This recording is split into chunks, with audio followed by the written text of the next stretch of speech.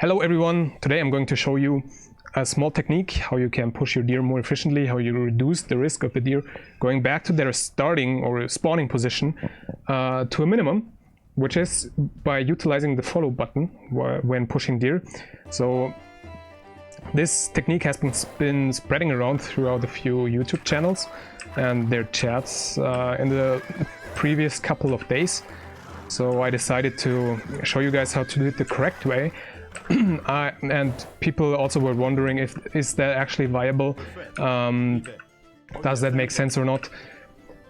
And I've been coming across this technique in November last year, shortly after DE came out. It doesn't work on Warlord Kingdoms, it doesn't work on AOC, probably doesn't work on HD either, didn't test it on HD though.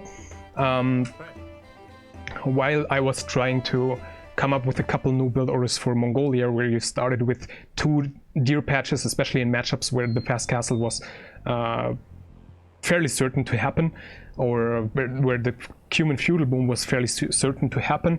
You can't afford, if you want to click up, if you want to have the food to click up without making more farms than you need with like 5-6 deer, to allow a single deer to walk back.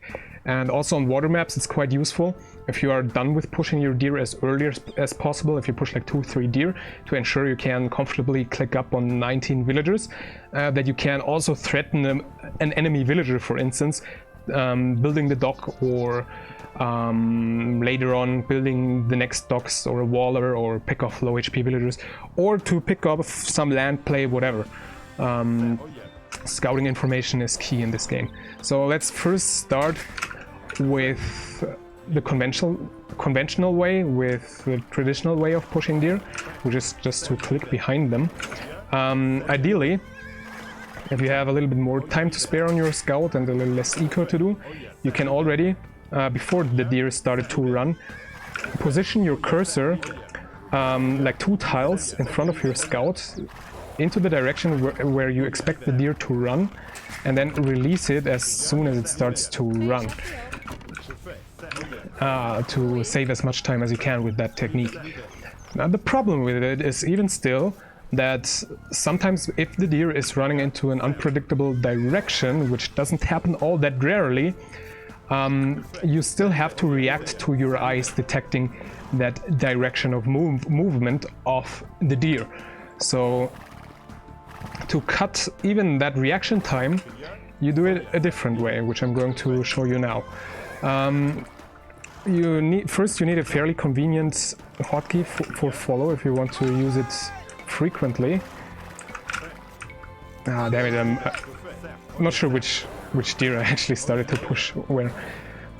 I'm just doing it with 2 simultaneously, because in a real game you also don't have the time to do it perfectly, because let's do it with 1 first and show you how to optimize the optimized version of that. If you don't have a lot of eco to do, you just spam the follow button onto it. Note that your scout doesn't run until you clicked follow again. Like if your scout stopped once, it stopped fairly for good, unless the deer runs back further away, and then your scout is also not going to stop right where the deer stops, or right behind it. So if you just spam it, look how fast you can actually push the deer. Like there's not even a fraction of a second lost, or even only small fractions of a second lost until the deer keeps running. So you basically give the deer close to no chance at all to go back this way. More realistic it's going to be though that you can't spam it that much, so you just do it like every time it moves, and that still gives you the benefit of, if the deer is going to an unpredictable direction, your scout will still immediately know as soon as you released the right click of the follow on top of the deer in which direction the deer is actually running, even if it only just started to move, which is quite beneficial. Like you don't have to, there's not much reaction time that can screw things up for you in between, and only this ostrich was going back because I was personally too slow to get close to that ostrich, and not because of the technique, and if you pay close attention to that. Let's do it like 1 or 2 more times, and well, definitely hope you guys learned something new with that. in future I'm planning on doing more guides of that sort, or in that style, more to say, not necessarily of that sort, because there's not too much deer-wise to teach you guys.